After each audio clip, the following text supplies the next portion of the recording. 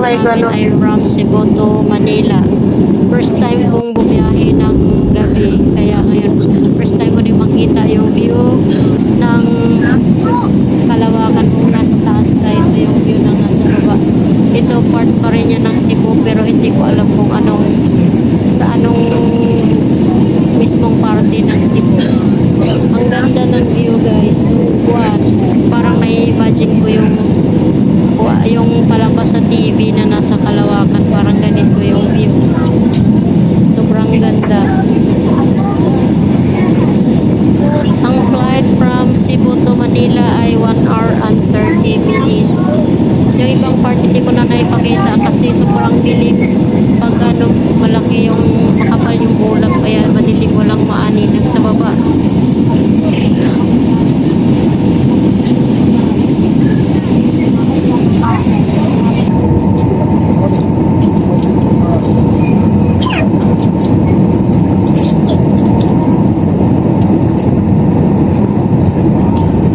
Bali, itong part na to ay nandito na sa Metro Manila. Nakarating na kami ng Maynila.